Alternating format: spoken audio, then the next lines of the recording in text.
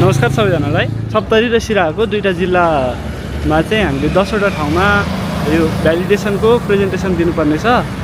त्यसको बारेमा के हो भनेर हामी भिडियोमा पछि कुरा गर्नेछौँ। र हामी जानुपर्ने गाडी चाहिँ यो हो होइन, यहाँ सरहरू हुनुहुन्छ र सरहरू चाहिँ हामी अहिले धुलीखेलबाट चाहिँ हाम्रो यात्रा सुरु भएको छ। र यता हुनुहुन्छ सरहरू। के छ सर, सन्चै हुनुहुन्छ? मलाई त अलिक गाडी लाग्यो जस्तो, कस्तो भूमि डल्लो जस्तो लाग्छ होइन, खाली पेट भएर पनि हो कि एकदम रमाइलो छ। ल यस्तै छ होइन। अब हाम्रो चाहिँ हामी किन जान लागेको भनेर चाहिँ हाम्रो नेत्रेश्वरी इन्जिनियरिङ कन्सल्टेन्सीको म्यानेजिङ डाइरेक्टर सरबाटै सुनौँ है त। 5वटा पालिका सिरामा, 5वटा पालिका चाहिँ सप्तरीमा को सेनिटेसन सिचुएसन एसाइनमेन्टको हामी भ्यालिडेसन वर्कसपको लागि हामी काठमाडौँबाट सिरा आज चाहिँ सप्तरी जाँदैछौँ। र अब यसमा के कसो हुन्छ यात्राका विषयहरू त पछि आउँदै छन् होइन। तर अब हाम्रो मुख्य उद्देश्य भनेको चाहिँ त्यहाँ गएर वडा स्तरमा भन्दा पनि नगरपालिका र गाउँपालिकामा चाहिँ त्यहाँको सेनिटेसन सिचुएसनका बारेमा हामीले प्रेजेन्टेसन दिनेछौँ। त्यो बारेमा के हो, प्रेजेन्टेसनमा के कुराहरू इन्क्लुड हुनेछन् भन्ने कुरा त हामी तपाईँहरूलाई पछि देखाउने नै छौँ। अहिले चाहिँ हामी यात्रा क्रममा छौँ र यात्रा क्रममा चाहिँ हामी अहिले धुलीखेलमा छौँ। हामी धुलीखेलबाट आजको यात्रा सुरु गर्दैछौँ र तपाईँहरूलाई देखाउँ यहाँको बाटो जुन हामी धुलीखेल हुँदै अब अगाडि बढ्नेछौँ र सिन्धुली हुँदै चाहिँ हामी आज सिराहासम्म जाने हाम्रो प्रोग्राम रहेको छ। अहिले चाहिँ हामी धुलीखेलकै ट्विन्स किचनमा आइपुगेका छौँ होइन। होहल्लाबाट टाढा शान्त ठाउँमा आइपुगिसकेका छौँ अहिले चाहिँ हामी। र अब चाहिँ हामी यहाँ ट्विन्स किचनमा चाहिँ खाना खानेछौँ र हाम्रो गाडी यहाँ रहेको छ। त्यसै गरी अब ट्विन्स किचनमा चाहिँ हामीले खाना खानेछौँ र खाना खाइसकेपछि चाहिँ हामी हाम्रो यात्रा अगाडि बढ्नेछ। हाम्रो अफिसको सबैजना सर म्यामहरू यहाँ हुनुहुन्छ। यहाँ चाहिँ फोटो खिच्ने कार्यक्रम पनि सँगसँगै भइरहेको छ। अब चाहिँ हाम्रो खाना खाने काम सकिसकेको छ होइन। हामीले खाना खाएर सकिसकेका छौँ र करिब 12 बज्न लागेको छ दिउँसोको। र यहाँबाट हामी चाहिँ अब अगाडि बढ्नुपर्ने हुन्छ।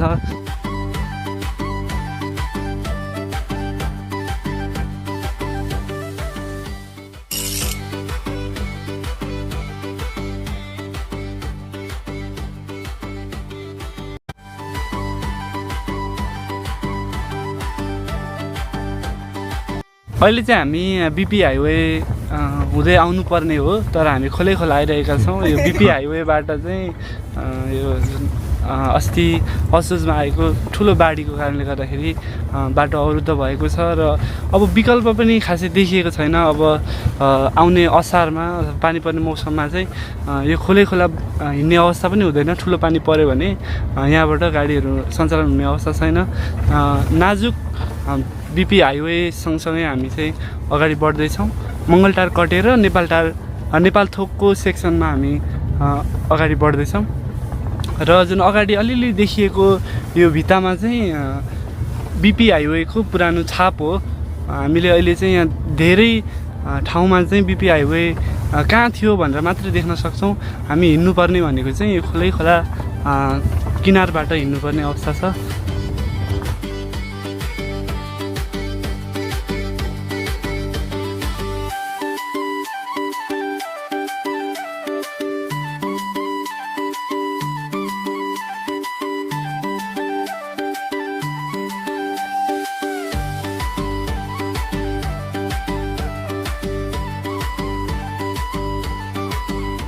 हेलो गाइज, हामी सिन्धुली गढीबाट तल यहाँ गढी डाँडामा छौँ।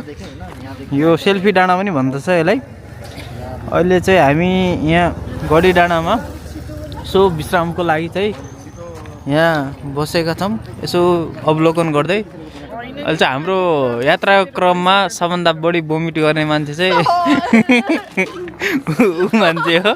त्यसपछि सेकेन्डमा चाहिँ यहाँ लुकिरहेछ गणेश। त्यसपछि अर्को धेरै लदाउने मान्छे चाहिँ यहाँ मोबाइल चलाइरहेछ।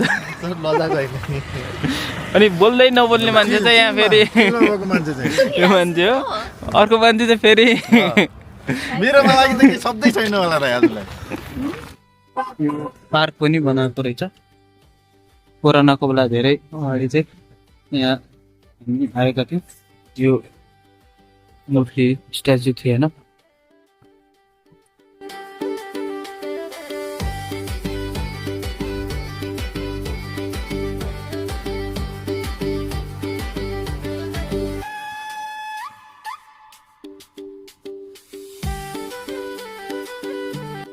अनि कस्तो कस्तो फिल भइरहेछ त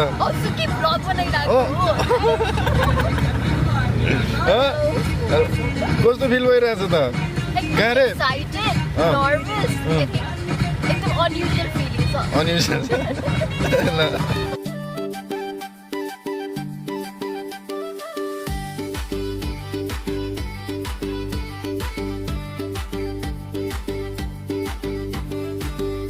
ल हामी चाहिँ अहिले महेन्द्र राजमार्ग हुँदै अगाडि बढिरहेका छौँ र अहिले चाहिँ छोटो ब्रेक लिएका थियौँ र यो होइन तोरीबारी यति राम्रो देखिसकेपछि एकछिन नबसौँ भन्ने पनि कुरो भएन बस्नु परिहाल्यो र टिम स्टाफहरू त हुनुहुन्छ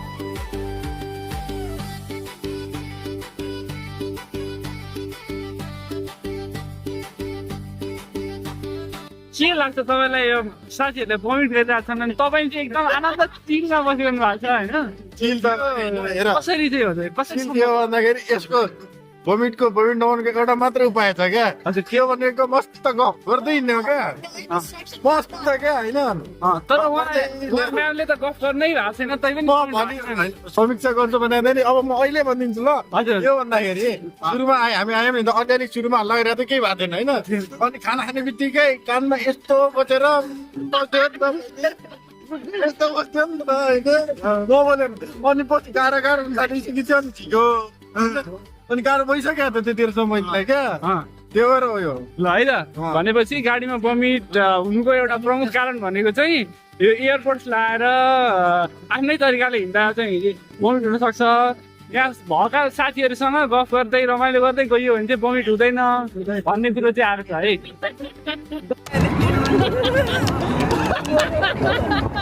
नगर नि त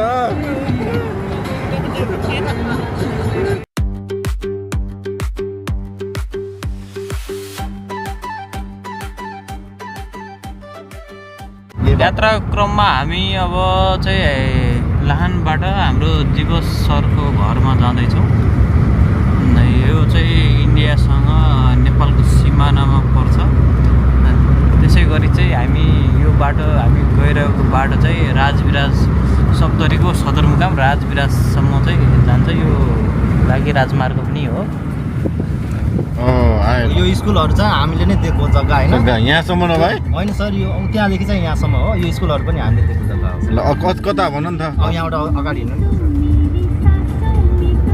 यहाँ अगाडि चोक छ चोक र राइट कुन चोकबाट हो सर यही अगाडि चोक अलि अगाडि जाउँ हो यहाँबाट राइट मोड्दिउँ मोड्दिनु राइट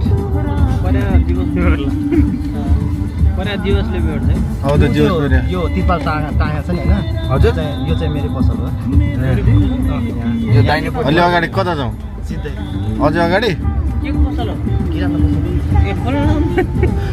यही किराना पसलले त पढ्यो सर म ल अगाडि रोकौँ न जियो सरको घरमा चाहिँ हामी पुग्न लागेको छौँ अब चाहिँ दिवस सरको जन्म कता हो सर यता जन्म त यहीँ हो त यहीँ रोकिदिनु ल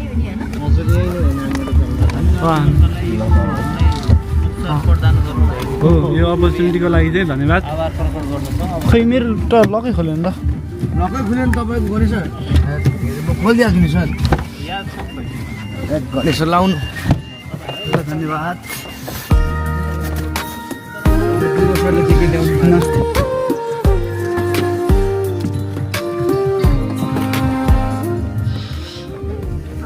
खाना खेलबाटले राजविराज हजुर राजविराज छ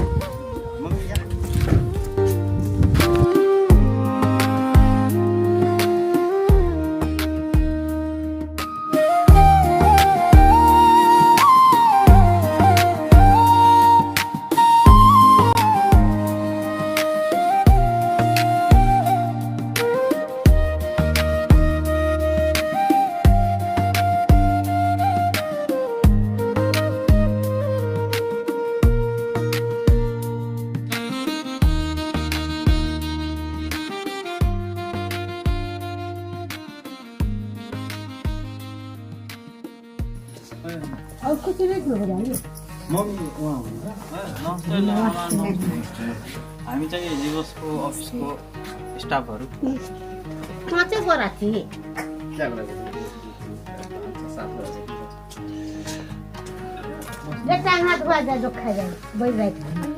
अब यतिकै खाने यतिकै जाने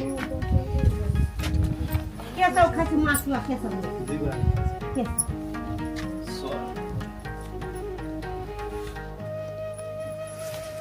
पर्वाको मासु छ दुईजना भेज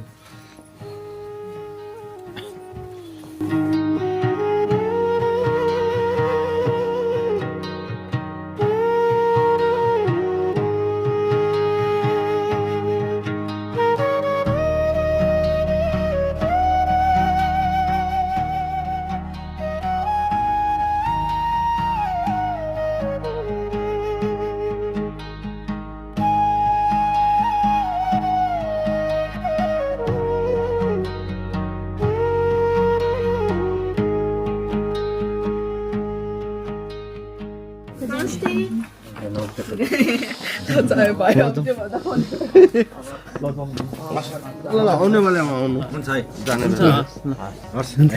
निस्किन्छ है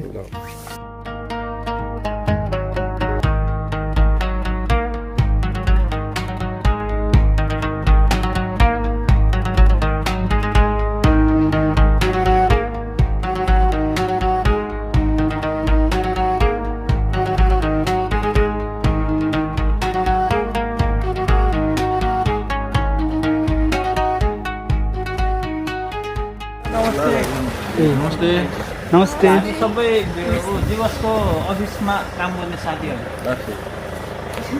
सन्चै हुनुहुन्छ नि लेफ्टमा जाइयो हात अब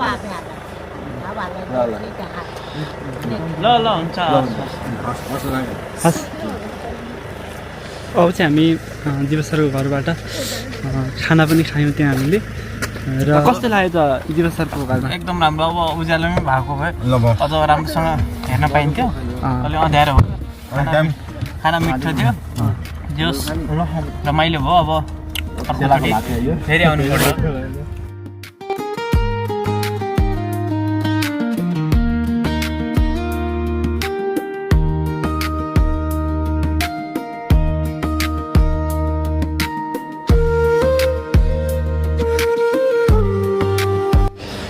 ल अहिले चाहिँ हामी यहाँ होटलमा आइसकेका छौँ होइन यो चाहिँ श्री बालाजी प्यालेस रहेको छ श्री बालाजी प्यालेस चाहिँ हाम्रो होटल फिक्स भइसकेको छ अनि त्यहाँ हाम्रो सरहरू हुनुहुन्छ सर ल आजको दिन कस्तो राम्रो भयो होइन त एकदम बाटो अलि नराम्रो थियो रोसी खोलामा चाहिँ त्यसमा चाहिँ हाम्रो टाइम अलि धेरै खर्चिलो भयो भनौँ न त्यसपछि हामी बिस्तारै बिस्तारै रमाइलो गर्दै हामी आज सप्तरीको सदरमुकाम राजविराजमा आइपुगेका छौँ एकदम रमाइलो छ हाम्रो जीवस सरको घरमा हामी खाना खाएर टक्क मिठो खाना खाएर भेटघाट गरेर चाहिँ राजविराजमा चाहिँ आजको बास चाहिँ श्री बालाजी प्यालेसमा चाहिँ हामी बसोबास गर्दैछौँ र अब हाम्रो विनोद सर हुनुहुन्छ होइन हाम्रो अलिकति धेरै लामो यात्रा भयो होइन लामो यात्रापछि अब चाहिँ हामी आजको लागि विश्राम गर्दैछौँ र हाम्रो यो पहिलो भिडियो पनि यहीँ इन्ड हुन्छ र अर्को अब प्रेजेन्टेसनको बाँकी भिडियो चाहिँ हामी अर्को पार्टमा हाल्नेछौँ र यति बेरसम्म हेरिदिनु भएको छ भने लाइक सेयर सब्सक्राइब गरिदिनु होला जस्तो लाग्छ त्यस्तै कमेन्ट गरिदिनु होला भन्दै अहिलेलाई छुट्टिन्छौँ हस्त धन्यवाद।